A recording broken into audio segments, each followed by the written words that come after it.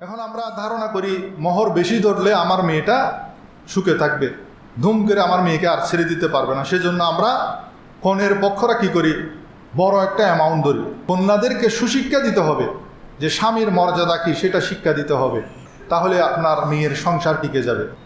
আপনি 50 লক্ষ, 20 লক্ষ, 25 লক্ষ টাকা মহারণা ধার্য করে সংসার টিকিয়ে রাখার চেষ্টা করেছেন, কিন্তু মেয়েকে আদব কায়দা শিখেন নাই।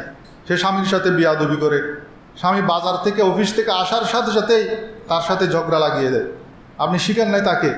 এমনি সারাদিন স্কুল কলেজের মধ্যে গেছে, বইয়ের গাঁটটি কাঁধের মধ্যে নিয়ে স্কুলে গেছে, কলেজে গেছে, সে কার সাথে কীরকম আচরণ করবে সেটা শিক্ষা পায় নাই। সে নৈতিক শিক্ষা না পাওয়ার কারণে আমাদের আজকে তালাকের পরিমাণ বেড়ে গেছে। কাউন্সিলরদের অফিসে গিয়ে দেখেন ডেলি শত শত তালাক হচ্ছে। এর কারণ কি? আমরা আমাদের সন্তানদেরকে নৈতিক শিক্ষা দিতে পারছি না, এটাই হলো মূল কারণ। আমরা তৎকালীন যুগে ছোটোবেলায় দেখতাম যে আমাদের আত্মীয় স্বজনের বিয়ে হলে মা এসে বলতো যে তোমাকে এই বিয়ের গাড়িতে তুলে দিচ্ছি বা পালকিতে তুলে দিচ্ছি, সেই শ্বশুর বাড়ির উঠান থেকে যেন তোমার খাটিয়া বের হয়। এই কথা দিয়ে তাদেরকে উৎসাহিত করত। লাল কাপড় পরে তুমি যাচ্ছ, সাদা কাফনের কাপড় পরে যাতে তোমার স্বামীর বাড়ি থেকে বিদায় হয়। না দিয়ার নিয়তে মোহর ধরেছেন। আল্লাহর পেরা হাবিব বলেন, কাল কিয়ামতের ময়দানে সে যে এই মেয়েটিকে নিয়ে সংসার করেছে, 40 বছর 50 বছর স্বামী স্ত্রী হিসেবে থেকেছে, অবস্থান করেছে, কিন্তু কাল কিয়ামতের ময়দানে এই স্ত্রীর সাথে যতদিন সে অবস্থান করেছে, বসবাস করেছে, পুরাটা সময়টা সে জেনার মধ্যে লিপ্ত হিসেবে গণ্য হবে। নাউজুবিল্লাহ। মহারানা সর্বোচ্চর কোনো সীমা নেই, সর্বোচ্চ আপনি ততটুকু ধরবেন যতটুকু দেওয়ার সামর্থ্য আপনার আছে। নিয়ত হলো আমি দিব না, এমনি কাগজে কলমে থাকবে, আমি এমনি মানুষকে ফুটানি মারাবো, আমি 1 কোটি টাকা দিয়ে বিয়ে করছি, কিন্তু 1 টাকাও দেয়নি। তো এই সমস্ত লোক কাল কিয়ামতের ময়দানে জেনাকারী হিসেবে আল্লাহর সামনে দণ্ডায়মান হবে। সর্বনিম্ন পরিমাণ ইমাম আজম আবু হানিফা রহমতুল্লাহ আলাই এবং ইমাম মালিক রহমতুল্লাহ আলাইয়ের মতে সর্বনিম্ন হলো 30 গ্রাম রূপা বা 10 দিরহাম। তো এখন কেউ যদি 1 টাকা দিয়ে বিয়ে করে, আমি মোহর ধরেছি 1 টাকা, 100 টাকা, 500 টাকা, সোশ্যাল মিডিয়া আপনারা দেখেছেন, একটা বিয়ে হয়েছে 1 টাকা মোহরানায়। তো এই ক্ষেত্রে ইমাম আজম আবু হানিফা রহমতুল্লাহ আলাইয়ের ফতোয়া হলো, যদিও 1 টাকায় মহারানায় বিয়ে হয়েছে, কিন্তু সেটাকে সর্বনিম্ন যেটা 10 দিরহাম বা 30 গ্রাম রূপার সম পরিমাণ সেটাকে উন্নীত করতে হবে। কম ধরলেও সেটাকে 30 গ্রাম রূপার পরিমাণ করতে হবে, এটা হলো সর্বনিম্ন। আর ইমাম আজম আবু হানিফা এবং ইমাম মালিক রহমতুল্লাহ আলাই মোহরের সর্বনিম্ন পরিমাণ যে 10 দিরহাম, তারা দলিল কি দিয়েছেন? তাদের দলিলটা খুব সুন্দর। কোরআনের মধ্যে একটা চোর এর হাত এটা একটা অঙ্গ না, একটা অঙ্গ কাটতে হলে সর্বনিম্ন 10 দিরহাম যদি চুরি করে তাহলে তার একটা অঙ্গ কাটা যায়। তো যেহেতু বিয়ের পরে স্ত্রীর একটি অঙ্গ হালাল হয়ে যায় স্বামীর জন্য, সেজন্য ইমাম আজম আবু হানিফা রহমতুল্লাহ আলাইহি বলেন, যেহেতু একটি অঙ্গের মূল্য কোরআনের দলিল অনুযায়ী একটা চোরের হাত কাটা যায় 10 দিরহামের বিনিময়ে, সেহেতু স্বামীর জন্য স্ত্রীর একটি অঙ্গ হালাল হওয়ার জন্য সর্বনিম্ন পরিমাণ হবে 10 দিরহাম। সবাই বলেন সুবহানাল্লাহ। অনেক এখানে মুরব্বীরা আছেন, যদি জিজ্ঞেস করেন অনর মোহর কত বলতে পারবে না। তো সেই ক্ষেত্রে ফুকাহা ইকরাম বলেছেন সেখানে মোহরে মিছিল নিতে হবে। মোহরে মিছিল কি? আপনি যেই পরিবার থেকে বিয়ে করেছেন সেই পরিবারের অন্যান্য মেয়েদের মহারানা কত সেটা যাচাই করতে হবে। আলহামদুলিল্লাহ নাহমাদুহু ওয়া নাস্তাঈনুহু ওয়া নাস্তাগফিরুহু ওয়া নু'মিনু বিহি ওয়া নাতাওয়াক্কালু আলাইহি ওয়া নাউযু বিল্লাহি মিন শুরুরি আনফুসিনা ওয়া মিন সাইয়্যাতি আ'মালিনা।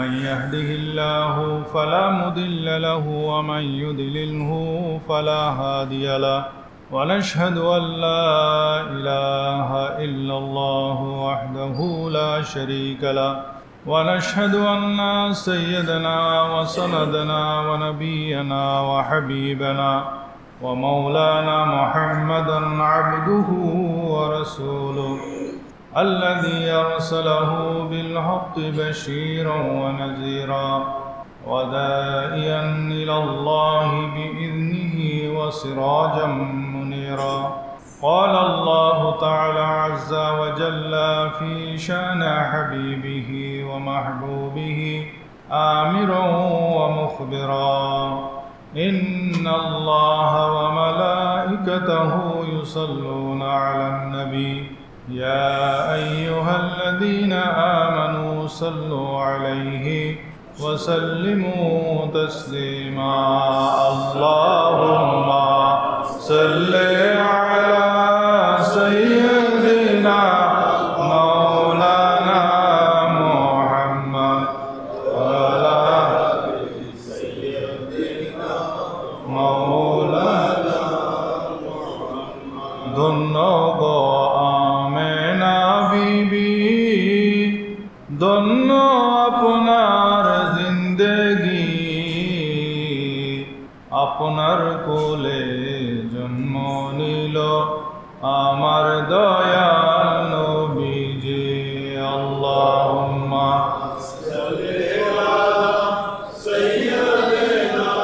মাওলানা মুহাম্মদ ওয়া আলা আলি সাইয়্যিদিনা মাওলানা মুহাম্মদ আউযু বিল্লাহি মিনাশ শাইতানির রাজীম বিসমিল্লাহির রাহমানির রহিম تبت يدا أبي لهب وتب ما أغنى عنه ماله وما كسب سيصلى نارا ذات لهب وامرأته حمالة الحطب في جيدها حبل من مسد صدق الله مولانا العظيم وصدق رسوله النبي الكريم ونحن على ذلك لمن الشاهدين والشاكرين والحمد لله رب العالمين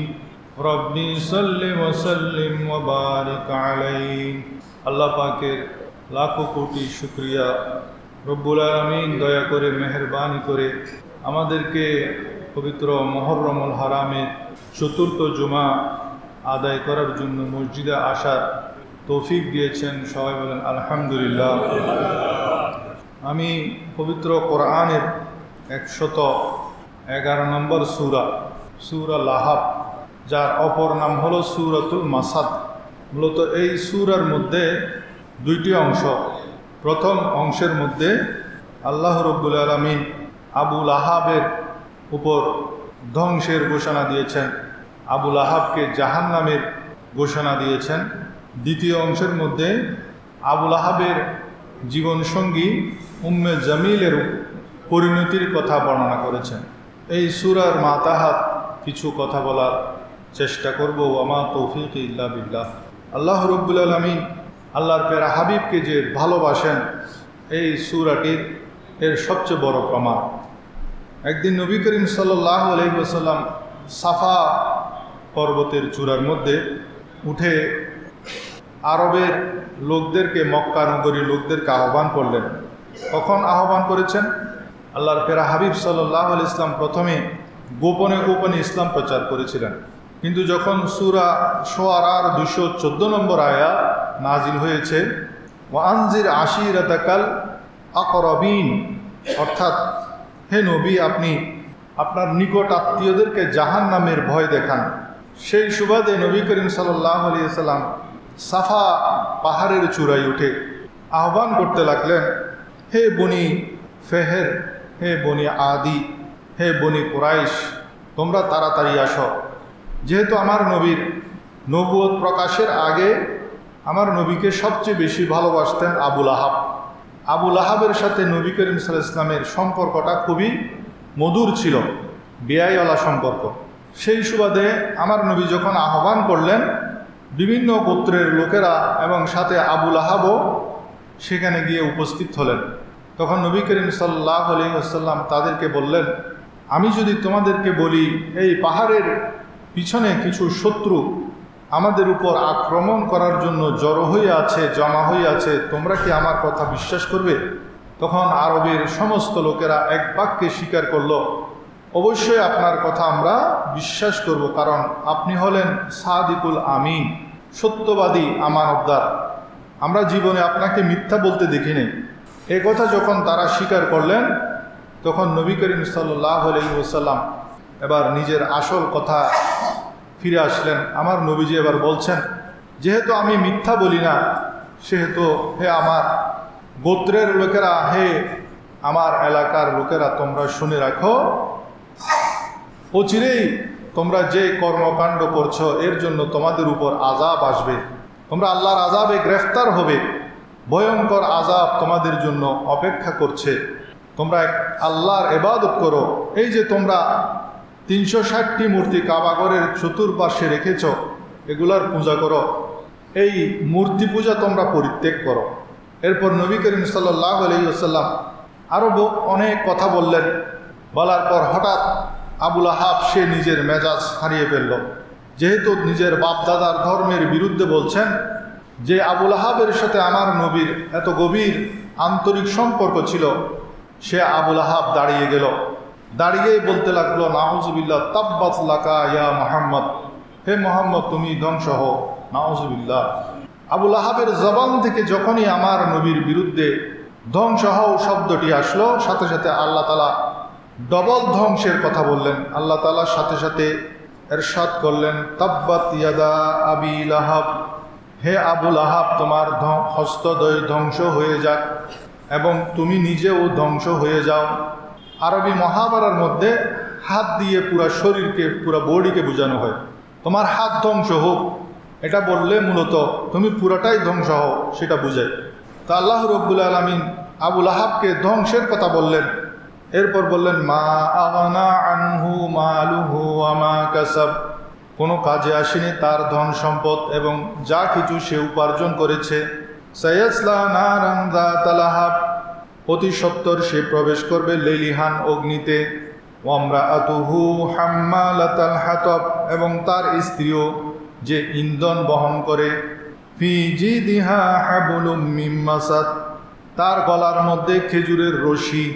আবুল আহাবের স্ত্রীর গলার মধ্যে আল্লাহ তাআলা বলছেন খেজুরের রশি। এই সূরাটি নাজিল হলো। আল্লাহ রাব্বুল আলামিন এখানে আবুল আহাব বলে সম্বোধন করেছেন, অথচ আবুল আহাবের নাম হলো আব্দুল উজ্জা। উজ্জা হলো তাদের একটি মূর্তির নাম। আব্দুল উজ্জা মানে হলো উজ্জার দাস বা উজ্জার গোলাম। এর মধ্যে শিরিক আছে। কাউকে যদি আব্দুল উজ্জা বলা হয়, এর মধ্যে কি আছে? শিরিক আছে। সেজন্য আল্লাহ তাআলা এই সূরার মধ্যে আবুল আহাবের সেই আসল নাম ধরে ডাকে নাই। কারণ কি? এখানে শিরিক আছে। সেজন্য আল্লাহ তাআলা এখানে আবুল আহাবের যেটা ডাক নাম, উপনাম যেটা, সেটা ধরে ডাকলেন। আবুল আহাবকে আবুল আহাব কেন বলা হতো? আবুল আহাব ছিল খুব লাল রক্তিম বর্ণের ছিল। লাহাব শব্দের অর্থ হলো অগ্নিশিখা। আগুন জ্বালালে আগুনের উপরের অংশ যেরকম লাল হয়ে যায়, আবুল আহাবের গায়ের রং ছিল সেরকম টকটকে লাল। সেই জন্য তার একটা উপনাম ছিল লাহাব। সেই লাহাব নাম দিয়েই আল্লাহ তাআলা বলছেন, তাব্বাত ইয়াদা আবি লাহাব, আবুল আহাবের 2 হাত ধ্বংস হোক এবং সে নিজেও ধ্বংস হোক।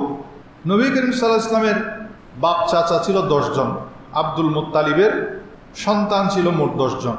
এদেরকে মুফাসসিরিন ইকরামে 3 ভাগে ভাগ করেছেন। এক ভাগ ছিল আমার নবীর দ্বীনে শিক্ষায়, দ্বীনের দীক্ষায় দীক্ষিত, যেমন হযরত হামজা রাদিয়াল্লাহু তাআলা আনহু, হযরত আব্বাস রাদিয়াল্লাহু তাআলা আনহু। ওনারা আমার নবীর চাচা ছিলেন, ওনারা ঈমান এনেছেন। এরা ছিল প্রথম পর্যায়ে। দ্বিতীয় পর্যায়ে ছিল যারা ঈমান আনে নাই কিন্তু সবসময় আমার নবীকে সহযোগিতা করেছেন। তাদের মধ্যে অন্যতম হলেন খাজা আবু তালিব। তিনি সবসময় আমার নবীকে সহযোগিতা করেছেন কিন্তু ঈমান আনে নাই। তৃতীয় প্রকারের হলো যারা ইসলামের পূর্বে, আমার নবীর নবুয়ত প্রচারের পূর্বে আমার নবীর সাথে সুসম্পর্ক ছিল, কিন্তু যখনই আমার নবী ইসলামের দাওয়াত দিতে লাগলেন, হকের দাওয়াত দিতে লাগলেন, সাথে সাথে তারা নবী করিম সাল্লাল্লাহু আলাইহি ওয়াসাল্লামের নিকট আত্মীয়র মধ্যে চিরশত্রুতে পরিণত হলো। আর এই দলের অন্যতম হলেন আবুল আহাব। তো এই আবুল আহাবের সাথে নবুয়তের আগে আমার নবীর খুব সুন্দর সম্পর্ক ছিল। যেদিন আমার নবী জন্মগ্রহণ করেছেন সেদিন সবচেয়ে বেশি খুশি হয়েছেন আবুল আহাব, যেটা আপনারা মিলাদুন নবীর মাসের মধ্যে শুনেন। আবুল আহাব যখন তার বাঁদির মুখে শুনলেন যে আপনার ভাই আবদুল্লাহর ঘরে একটা ফুটফুটে সুন্দর বাচ্চা হয়েছে। এটা শুনেই আবু লাহাব এত আনন্দিত হলেন, মক্কার ঘরে ঘরে গিয়ে সে মানুষকে প্রচার করতে লাগলো যে আমার ভাতিজা হয়েছে, আবদুল্লাহ ঘরের মধ্যে আমার ভাতিজা হয়েছে। এবং সে যেই বাঁধিটি তাকে সুসংবাদটি দিল, সেই বাঁধিকে সে খুশিতে আজাদ করে দিয়েছে। সবাই বলেন সুবহানাল্লাহ। আরব দেশের মধ্যে একটা বাঁধি আজাদ করা এটা অনেক বড় ব্যাপার। বর্তমান যুগে 100টি উট জবে করা যেরকম, কেউ যদি 100টি উট জবে করে সেটা পুরো এলাকার মধ্যে ঘোষণা হয়ে যাবে, প্রচার হয়ে যাবে, সেই যুগে একটা বাঁধি আজাদ করা, একটা গোলাম আজাদ করা এর চেয়ে বড় ব্যাপার ছিল। সবাই বলেন সুবহানাল্লাহ। এমন খুশি হয়েছেন আবু লাহাব, সে আমার নবীর জন্মের খুশিতে নিজের একটা বাঁধিকে আজাদ করে দিয়েছেন। সবাই বলেন সুবহানাল্লাহ। এমনকি ইসলাম প্রচারের আগে আমার নবীর দুইজন কন্যা রুকাইয়া এবং উম্মে কুলসুম রাদিয়াল্লাহু তাআলা আনহুমা, উনাদের সাথে আবু লাহাবের দুই ছেলে ওতবা এবং ওতাইবা, ওতবা ওতাইবার সাথে বিবাহ বন্ধনে আবদ্ধ হলো। যখন নবী করিম সাল্লাল্লাহু আলাইহি ওয়াসাল্লাম নবুয়তের ঘোষণা করা শুরু করলেন, ইসলাম প্রচার করা শুরু করলেন, তখন এই দুইজন কন্যাকে, আমার নবীর দুইজন মেয়েকে, ওতবা এবং ওতাইবা, আবু লাহাব এবং তাদের মা উম্মে জামিলের পরামর্শে তালাক দিয়ে দিল।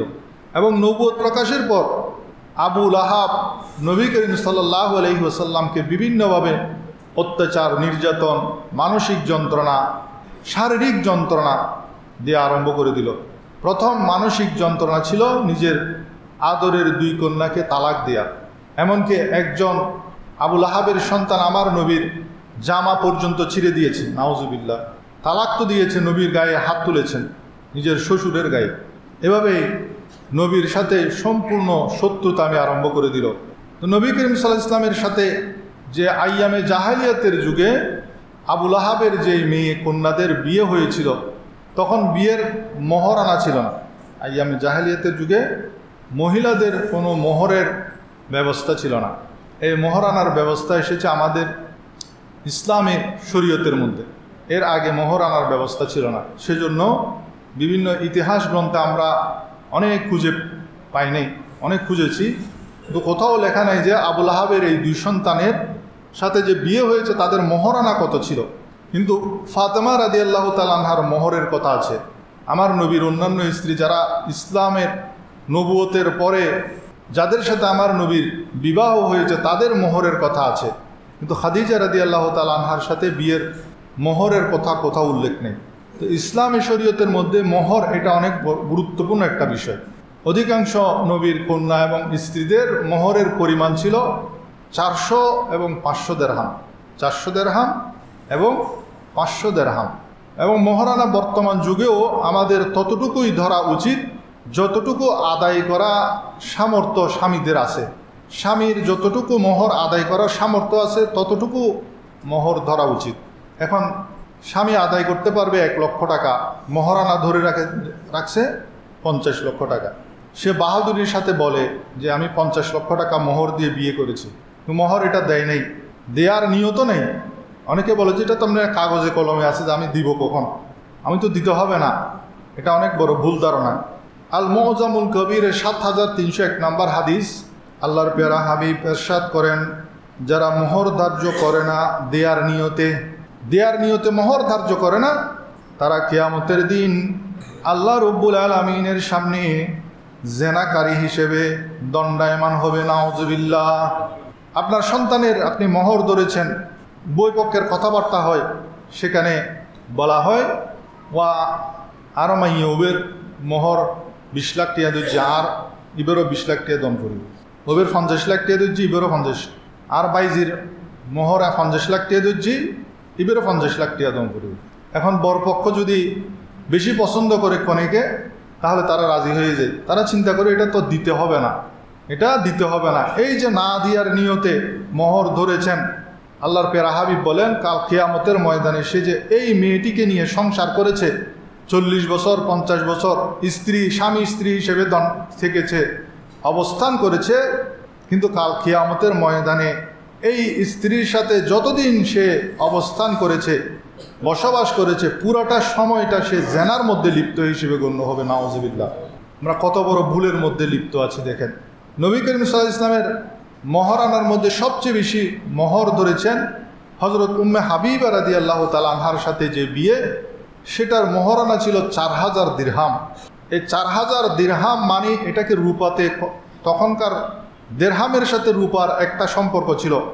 এই 4000 দিরহাম এটাকে রূপাতে কনভার্ট করলে হয় 1000 বর্ণ তোলা রূপা। 1000 বর্ণ তোলা রূপা যদি বর্তমানে আপনি কিনতে যান, 1 তোলা রূপা যদি 2000 টাকাও ধরেন, প্রায় 21 লক্ষ টাকা পড়ে।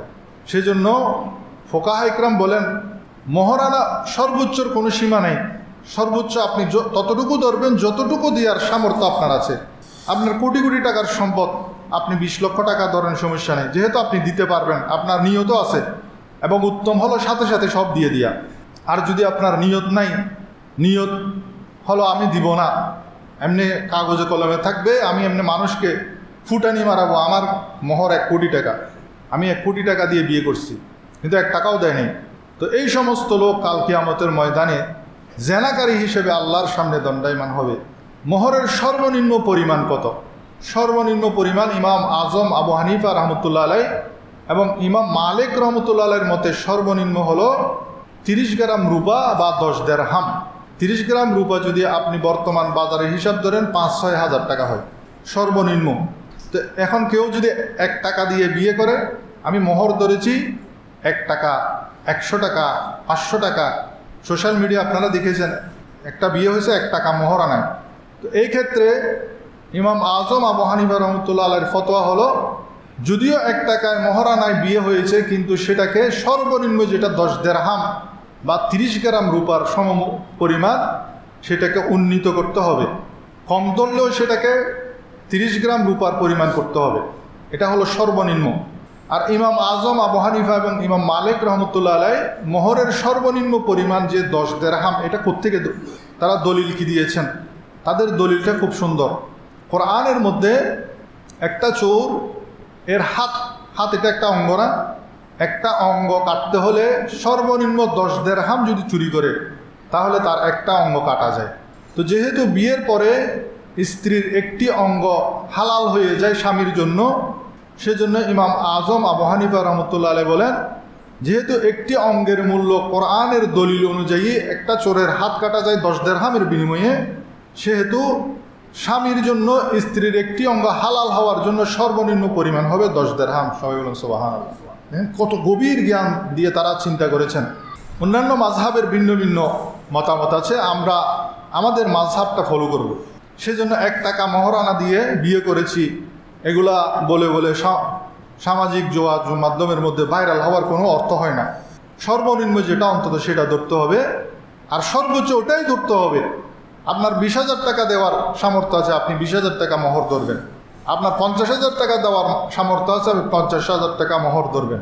আপনি যদি আরও বেশি দেওয়ার সামর্থ্য রাখেন, তাহলে আরও বেশি আপনি মোহর ধরেন। আমার বিয়ে হয়েছে 2004 সালে, আমার মোহরানা তখন ধরা হয়েছিল 3.5 লাখ টাকা। অনেক এখানে মুরব্বীরা আছেন, যদি জিজ্ঞেস করেন ওনার মোহর কত বলতে পারবে না। তো সেই ক্ষেত্রে ফোকাহা ইকরাম বলেছেন সেখানে মোহরে মিছিল নিতে হবে। মোহরে মিছিল কি? আপনি যেই পরিবার থেকে বিয়ে করেছেন সেই পরিবারের অন্যান্য মেয়েদের মহারানা কত সেটা যাচাই করতে হবে। ধরেন আপনি যেই পরিবার থেকে বিয়ে করেছেন সেই পরিবারের আরেক বোন আছে বা ফুফাতো বোন আছে, তাদের থেকে জিজ্ঞেস করবেন তাদের মহারানা কত, তাদের মহারানা যত সেটাই হবে মহরে মিছিল। তো আপনাকেও সেই পরিমাণ মোহর মেনে নিতে হবে। এখন আমরা ধারণা করি মোহর বেশি ধরলে আমার মেয়েটা সুখে থাকবে, ধুম করে আমার মেয়েকে আর ছেড়ে দিতে পারবে না। সেজন্য আমরা কনের পক্ষরা কি করি, বড় একটা অ্যামাউন্ট ধরি। যদি 20 লক্ষ টাকা ধরি তাহলে ছেলে তো 20 লক্ষ টাকা দিতে পারবে না, ছাড়তেও পারবে না। এটা আমাদের ভুল ধারণা। যে ছেড়ে দেওয়ার সে ছেড়ে দিবে যে কোনোভাবে, সে ছেড়ে দিয়ে লাপাত্তা হয়ে যাবে, কোথায় খুঁজে পাবেন তাকে আপনি? সেজন্য এই ধরনের কুধারণা নিয়ে মহারানা ধার্য করা এটা আমাদের জন্য, আমাদের শরীয়তের জন্য বৈধ নয়। বরং আমাদের মেয়েদেরকে সুশিক্ষা দিতে হবে। মহারানা বেশি ধরে মেয়ের সংসার টিকিয়ে রাখার সেই চিন্তাভাবনা বাদ দিয়ে আমাদের কি করতে হবে, আমাদের ছেলেদেরকে সুশিক্ষা দিতে হবে। একজন স্ত্রীর মর্যাদা কী, স্ত্রীর সাথে কীরকম আচরণ করতে হবে। এই যে বিবাহ বন্ধন, এটা দুনিয়ার জমিনের সর্বপ্রথম বন্ধন, আদম এবং হাওয়া। দুনিয়ার জমিনের সর্বপ্রথম যে বন্ধনটি আল্লাহ সৃষ্টি করেছেন, স্বামী স্ত্রীর বন্ধন, মা বাবার বন্ধন সৃষ্টি করে নেই। এই শিক্ষাগুলো আমাদের রাখতে হবে, এই জ্ঞানগুলো আমাদের রাখতে হবে এবং মেয়েদেরকে বলতে হবে। আমরা তৎকালীন যুগে ছোটোবেলায় দেখতাম যে আমাদের আত্মীয় স্বজনের বিয়ে হলে মা এসে বলতো যে তোমাকে এই বিয়ের গাড়িতে তুলে দিচ্ছি বা পালকিতে তুলে দিচ্ছি, সেই শ্বশুর বাড়ির উঠান থেকে যেন তোমার খাটিয়া বের হয়। এই কথা দিয়ে তাদেরকে উৎসাহিত করত। লাল কাপড় পরে তুমি যাচ্ছ, সাদা কাফনের কাপড় পরে যাতে তোমার স্বামীর বাড়ি থেকে বিদায় হয়। এই কথাগুলো তখন মুরব্বীরা বলতো হাতে তুলে দেওয়ার সময়। তো মেয়েদেরকে, কন্যাদেরকে সুশিক্ষা দিতে হবে যে স্বামীর মর্যাদা কী সেটা শিক্ষা দিতে হবে। তাহলে আপনার মেয়ের সংসার টিকে যাবে। আপনি 50 লক্ষ, 20 লক্ষ, 25 লক্ষ টাকা মহারণা ধার্য করে সংসার টিকিয়ে রাখার চেষ্টা করেছেন, কিন্তু মেয়েকে আদব কায়দা শিখেন নাই। সে স্বামীর সাথে বিয়াদবি করে, স্বামী বাজার থেকে অফিস থেকে আসার সাথে সাথেই তার সাথে ঝগড়া লাগিয়ে দেয়। আপনি শিখেন নাই তাকে। এমনি সারাদিন স্কুল কলেজের মধ্যে গেছে, বইয়ের গাঁটটি কাঁধের মধ্যে নিয়ে স্কুলে গেছে, কলেজে গেছে, সে কার সাথে কীরকম আচরণ করবে সেটা শিক্ষা পায় নাই। সে নৈতিক শিক্ষা না পাওয়ার কারণে আমাদের আজকে তালাকের পরিমাণ বেড়ে গেছে। আপনারা পৌরসভা সমূহের মধ্যে গিয়ে দেখেন, কাউন্সিলরদের অফিসে গিয়ে দেখেন, হাজার হাজার পরিবার ডেলি শত শত তালাক হচ্ছে। এর কারণ কি? আমরা আমাদের সন্তানদেরকে নৈতিক শিক্ষা দিতে পারছি না। এটাই হলো মূল কারণ। না হয় এই যে 50 লক্ষ, 1 কোটি টাকা মহারণা ধার্য করার পরেও কেন কি হচ্ছে? বিয়ে ভেঙে যাচ্ছে। বিয়ে যদি ভাঙতে না পারে গলা ছিঁড়ে মারি ফেলতেছে, খুন হচ্ছে না, আত্মহত্যা করতেছে না, বিভিন্ন ধরনের টর্চারিং করতেছে। সে টর্চারিং সহ্য করতে না পারে আপনার মেয়ে আত্মহত্যার পথ বেছে নিচ্ছে। বেশি মহারণার লাভ কী হলো? আর আল্লাহ তাআলা আমাদেরকে বুঝার তৌফিক দান করুন। এই মহারণা আদায়ের 2টা সূরত আমরা যে কাবিননামার মধ্যে সাইন করে না, সেখানে লেখা থাকে এটা মুআজ্জাল উসুল, আমরা যেটাকে বলি তাৎক্ষণিক যেটা দিয়ে দিতে হয়। সেটা অনেকে স্বর্ণ দিয়ে দেন বা তাৎক্ষণিক 50,000, 1 লক্ষ টাকা দিয়ে, আর সেখানে লিখিত থাকে 1 লক্ষ টাকা উসুল। আরেকটা হলো মুআজ্জাল, একটা আইন দিয়ে আর একটা ওয়া হামজা দিয়ে, আর আরবিতে লিখলে আইন দিয়ে যেটা লিখেছে সেটা হলো মুআজ্জাল তাৎক্ষণিক বা উসুল যেটাকে বলে। সেটার বিধান হলো এই উসুল যেটা লেখা আছে, ধরেন আপনি 5 লক্ষ টাকা মহারণা ধার্য করেছেন, সেখানে লিখেছেন 1 লক্ষ টাকা উসুল। তো এই উসুলটা আমরা বেশিরভাগ স্বর্ণের বিনিময় হিসাবে উসুল লিখে দিই। আবার অনেকে এমনি নগদ 1 লক্ষ টাকা দেয়, আবার অনেকে চিন্তা করেন আমি এটা ঘরে গিয়ে দিব। এখন এই উসুলটা কি? উসুলটা হলো সেটা আপনি প্রথম রাতেই দিতে হবে এমনটি নয়, বরং উসুলটার অর্থ হলো যেটা মুআজ্জাল তাৎক্ষণিক যেটা দিতে হবে, সেটার বিধান হলো আপনার স্ত্রী আপনাকে বাধা দিতে পারবে। কোনো স্ত্রী স্বামীকে তার কাছে আসতে বাধা দিতে পারে না। বাধা দিলে সে গুনাহগার হবে। 1 রাতের জন্য যদি স্ত্রী স্বামীকে কাছে আসতে বাধা দেয়, তাহলে তার উপর ফেরেশতারা সারা রাত লানত করে, সে গুনাহগার হয়। কিন্তু এই মহারণা যেটা তাৎক্ষণিক দেওয়ার কথা, ওয়াদা লেখা আছে, কাগজের মধ্যে লিখেছেন, সই করেছেন, এই মহারণার জন্য স্ত্রী স্বামীকে কাছে আসতে বাধা দিতে পারবে এবং স্বামী যদি স্ত্রীকে নিয়ে কোথাও বেড়াতে যেতে চায়, স্ত্রী নিষেধ করতে পারবে, শুধু এতটুকু। আর যেটা মুআজ্জাল, যেটা পরবর্তীতে বিলম্বিত মহর, সেটা বিশেষ করে আমরা যখন তালাক হয়ে যায় তখন দিই, অথবা যখন মৃত্যুবরণ করে তখন দিয়ে থাকি। তো স্বামী জীবিত আছে, স্ত্রী মারা গেছে, এখন মহারণা ধার্য হয়েছে 5 লক্ষ টাকা, 1 লক্ষ টাকা উসুল, তাহলে আরও 4 লক্ষ টাকা আছে। এই 4 লক্ষ টাকা তো সে দেয় না স্ত্রীকে, মানে স্ত্রী মারা গেছে, কি করবে?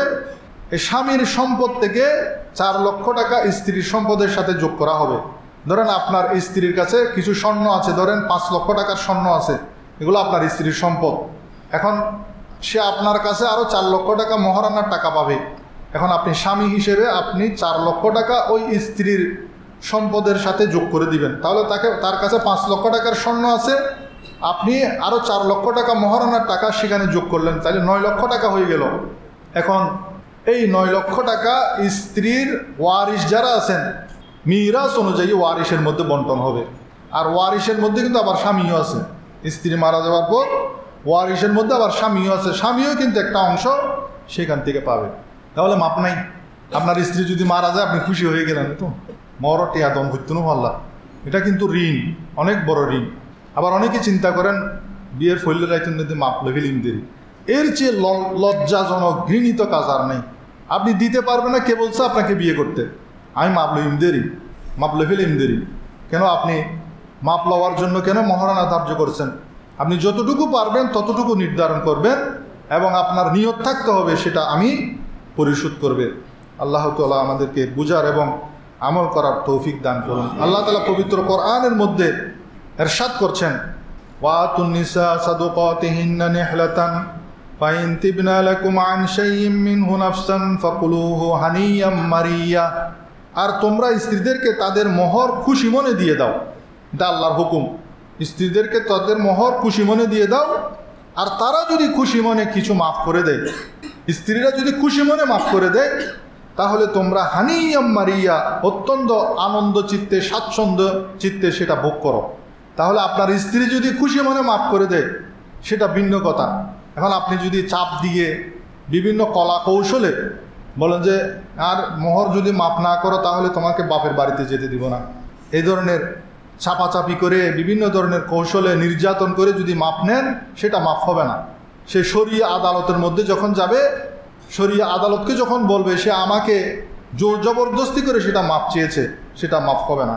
কোরআনের আয়াত অনুযায়ী সে যদি খুশি মনে আপনাকে কিছু মাফ করে দেয়, তাহলে সেটা আপনি হানিয়াম মারিয়া আনন্দ চিত্তে সেটা ভোগ করেন। এটা জোয়ান ফল কি মনোযোগ দিউন রাজিয়ে বিয়ে করি বোঝেন, অবশ্যই দরকার। এটা জোয়ানদেরকেও শিখতে হবে, জানতে হবে, বৃদ্ধদেরকেও জানতে হবে। এই সমস্ত আলোচনা আমাদের মসজিদে হয় না, সেজন্য আমরা ভুল করে থাকি।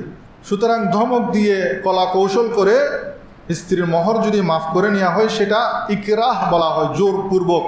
সেটা শরীয়তের পরিভাষায় ইকরাহ বলা হয়, সেটা মাফ হবে না, সেটা আপনাকে অবশ্যই দিতে হবে। সালাতুন ইয়া রাসূলুল্লাহ আলাইকুম সালামুন ইয়া হাবিবাল্লাহ। মোহর হিসেবে আপনি এমন বস্তু দিতে হবে যেটা ক্রয় বিক্রয় করা যায়। আমার নবীর যুগে কিছু কিছু খাস ঘটনা আছে, সেগুলা তাদের জন্য খাস ছিল। যেমন এক সাহাবী এসে আমার নবীর সামনে আসলো, নবীজি তাকে জিজ্ঞেস করলেন, তুমি কি বিয়ে করেছ? সে বলে যে ইয়া রাসূলুল্লাহ, আমার টাকা পয়সা নেই। তখন আমার নবী তাকে বলেন, তুমি কি কুল হুয়াল্লাহ পারো? বলে যে পারি, মুখস্থ পারি। আমার নবী বলে, তুমি তো কোরআনের 3 ভাগের 1 অংশ পারো। এরপর জিজ্ঞেস করলেন, তুমি কি ইজা জুলজিলাতিল আরদু জিলজালাহা পারো? সে বলল পারি। তখন আমার নবী বলছেন, তুমি তো কোরআনের অর্ধেক অংশ পারো। তারপর জিজ্ঞেস করলেন, তুমি কি কুল ইয়া আইয়ুহাল কাফিরুন পারো? সে বলে যে পারি। এরপর আমার নবী বলেন, তুমি তো 4 ভাগের 1 অংশ পারো। এরপর জিজ্ঞেস করলেন, তুমি কি ইজা জা নাসরুল্লাহি ওয়াল ফাতহু এটা পারো? বলে যে পারি। বলে যে তুমি তো 4 ভাগের 1 অংশ কোরআনের মুখস্থ আছে, তোমার কাছে ইজা জুলজিলা আছে, কুলিয়া আছে, ইজা জা নাসরুল্লাহি ওয়াল ফাতহু আছে, তোমার কাছে সূরা ইখলাস আছে, তোমার আর কিসের অভাব? তুমি এই সূরাগুলা তোমার স্ত্রীকে শিখানোর বিনিময়ে বিয়ে করে ফেলো। তো এটা ওই সাহাবীর জন্য খাস। ফুকাহা ইকরাম বলেন, বর্তমান যুগে কেউ যদি এ ধরনের সূরার বিনিময়ে, নামাজ পড়ার বিনিময়ে বিয়ে করে, সেটা বৈধ হবে না।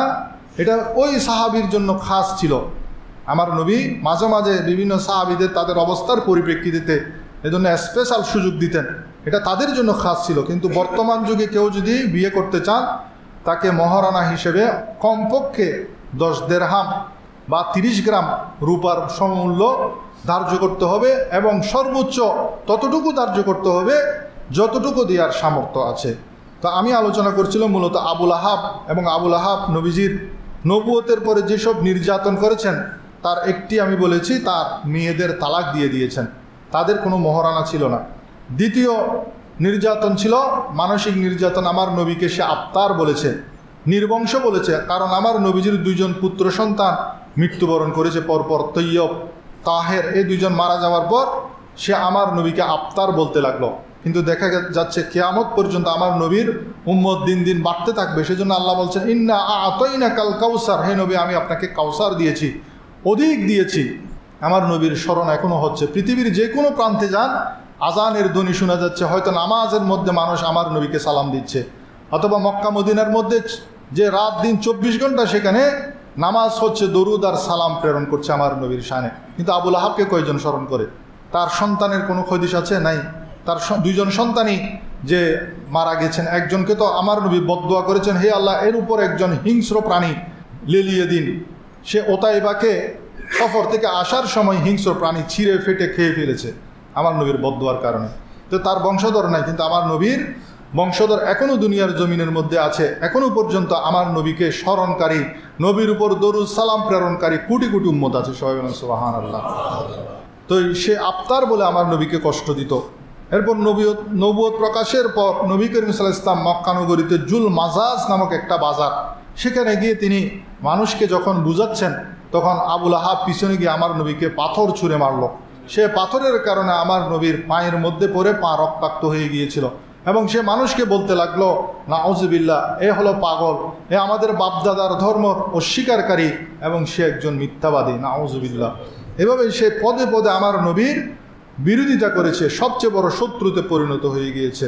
অথচ নবুয়ত প্রকাশের আগে আমার নবীর সাথে সবচেয়ে ভালো সম্পর্ক ছিল এই আবুল আহাবের। যখনই আমার নবীর সত্যের ডাক দিয়েছেন, হকের কথা বলা আরম্ভ করেছেন, সাথে সাথে তাকে মিথ্যাবাদী বলা হচ্ছে, তার উপর শারীরিক নির্যাতন করা হচ্ছে, তার উপর মিথ্যা অপবাদ দেওয়া হয়েছে। সেজন্য আমরাও যখন কোনো ন্যায়ের কথা বলবো, সমাজের মধ্যে কোনো ন্যায় প্রতিষ্ঠা করার জন্য আমরা চেষ্টা করব, তখন আমাদের উপরে সে এই ধরনের মুসিবত আসবে। তখন আমাদের কাজ কী হবে? আমাদের কাজ হবে যে ধৈর্য ধারণ করা। আল্লাহ রাব্বুল আলামিন আমাদেরকে হক এবং ন্যায়ের পথে থাকার তৌফিক দান করুন, সবাই বলেন আমিন। আর যারা অন্যায়ের সাথে সহযোগিতা করে, তাদের অবস্থা হবে আবুল আহাবের স্ত্রী উম্মে জামিলের মতো। উম্মে জামিল, সে নবী করিম সাল্লাল্লাহু আলাইহি ওয়াসাল্লামের উপর যখন এই সূরা নাজিল হয়েছে, সে এত বড় একটা পাথর নিয়ে মক্কার চত্বরে চলে গেল। সেখানে আমার নবী এবং আবু বকর রাদিয়াল্লাহু তাআলা আনহু দুইজনেই নামাজ পড়ছিলেন। আবু বকর রাদিয়াল্লাহু নামাজ পড়ে দাঁড়ালেন, আবার নামাজের নিয়ত বাঁধবেন, এমন সময় ওই উম্মে জামিল বড় পাথর নিয়ে চলে আসলো। এসে সেই আবু বকর রাদিয়াল্লাহু তাআলা আনহুকে বলতে লাগলো যে, তোমার সাথী কোথায়? সে নাকি এমন এমন বলেছেন, তার কাছে নাকি সূরা নাজিল হয়েছে আমাদের ব্যাপারে, বিভিন্ন ধরনের কটু কথা সহ সে সূরা তেলাওয়াত করছে, মানুষকে শিক্ষা দিচ্ছে, আমি তাকে আজকে হত্যা করব। অথচ পাশেই আমার নবী দাঁড়িয়ে আছেন, সে কিন্তু আমার নবীকে দেখে নেয়। সে সেখানে আমার নবীর বিরুদ্ধে একটা কবিতা বলল। উম্মে জামিলের একটা গুণ ছিল, সে তাৎক্ষণিক কবিতা রচনা করতে পারত। সে আমার নবীর নামটাকে বিকৃত করে বললেন, আউযুবিল্লাহ, মুজাম্মামান কালাইনা ওয়া দীনাহু কালাইনা ওয়া আমরাহু আসাইনা।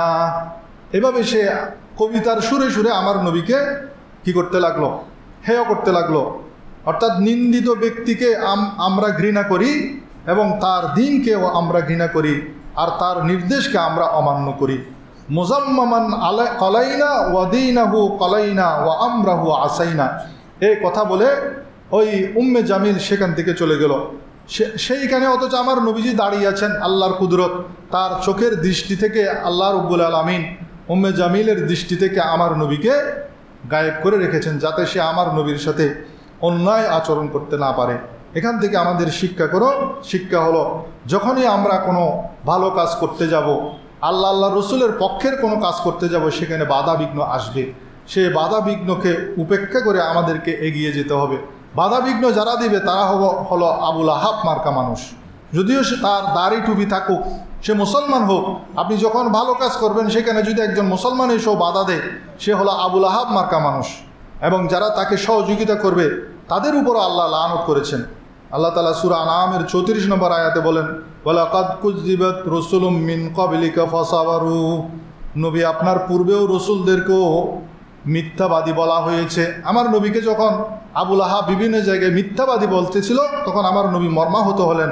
তখন আমার নবীকে আল্লাহ সান্ত্বনা দিয়ে বলেন, হে রসুল, হে নবী, আপনার পূর্বে যারা রসুল ছিল তাদেরকেও মিথ্যাবাদী বলা হয়েছে, কষ্ট দেওয়া হয়েছে, তবে তারা ধৈর্য ধারণ করেছে। সুতরাং আপনিও ধৈর্য ধারণ করুন। আমাদের জন্য শিক্ষা হলো, আমরাও যখন হকের কথা বলবো, বাতিলের বিরুদ্ধে কথা বলবো, অন্যায়ের বিরুদ্ধে কথা বলবো, সমাজের মধ্যে কোনো অন্যায় দেখলে আমরা বাধা প্রদান করব, সেখানে আমাদের উপর আক্রমণ আসবে, আমাদেরকেও কটু কথা বলবে, আমাদেরকেও মিথ্যাবাদী বলবে, মিথ্যা তহমত দিতে পারে। সেই ক্ষেত্রে আমাদের কাজ হলো, আমরা কি করব? ধৈর্য ধারণ করব। আল্লাহ তাআলা আমাদেরকে তৌফিক দান করুন। আল্লাহ তাআলা আমাদের সকলকে সূরা আল আহাবের এই শিক্ষা গ্রহণ করার তৌফিক দান করুন। আবুল আহাবকে যে সহযোগিতা করেছে উম্মে জামিল, তার পরিণতিও আল্লাহ তাআলা বলছেন, সে লাকড়ি বোঝাই করে আসবে, তার গলার মধ্যে খেজুরের রশি। সে খুবই কৃপণ ছিল, অথচ ধনাঢ্য ছিল কিন্তু কৃপণ। কৃপণতার কারণে সে কোনো বাদই রাখে নাই, কাজ করার লোক রাখতো না, কারণ তাকে তো টাকা দিতে হবে, সেজন্য সে নিজেই গিয়ে লাকড়ি খুঁজে আনতো। লাকড়ি খুঁজে আনার সময় একদিন ক্লান্তির কারণে ওই লাকড়ির বোঝাটা রেখেছে পাথরের উপর, এবং সে একটু গা হেলান দিয়েছে, হঠাৎ ওই পাথরের উপর থেকে লাকড়ির বোঝাইটা গড়িয়ে পড়ে গেল এবং সে সেখানেই গলায় ফাঁস লেগে মৃত্যুবরণ করলো। সবাই বলেন নাউজুবিল্লাহ। আল্লাহ রব্বুল আলামিন আমরা এতক্ষণ পর্যন্ত যা কিছু শুনলাম সেখান থেকে আমাদের শিক্ষা গ্রহণ করার তৌফিক দান করুন, এবং বিশেষ করে মেয়েদেরকে বিয়ে দেওয়ার সময় বেশি পরিমাণ মোহর না ধরে আমাদের কন্যা সন্তানদেরকে সুশিক্ষা দেওয়ার আদব কায়দা শিক্ষা দেওয়ার তৌফিক দান করুন। এবং মেয়ের জামাই যদি আপনার পরিশোধ করতে পারবে না, সেটা আপনি জেনেও দিয়েছেন, তাহলে তো আপনার মেয়ের জামাইকে আপনি কিয়ামতের ময়দানে জেনাকারী হিসেবে আল্লাহর সামনে দণ্ডায়মান করার ব্যবস্থা করেছেন। সেজন্য যাদের বিয়ে শাদী হয়ে গেছেন, মহারানা দেওয়ার নিয়ত আছে, এখন থেকে অল্প অল্প দেন, একসাথে দিতে হবে কথা নাই, অল্প অল্প, না হয় আপনি মৃত্যুবরণ করার পর আপনার সম্পত্তি থেকে সেই মহারানা সবার আগে বের করতে হবে। অন্যান্য কর্জে পরে আপনি যখন মারা যাবেন, আপনার কোনো সম্পত্তি থাকলে সেখান থেকে স্বামীর সম্পদ থেকে স্ত্রীর মহারানা সবার আগে বের করতে হবে, অন্যান্য কর্জের আগে, কারণ এটা সবচেয়ে বড় কর্জ। আল্লাহ তাআলা আমাদেরকে বুঝার তৌফিক দান করুন, আমিন। যারা সুন্নত পড়েন সুন্নত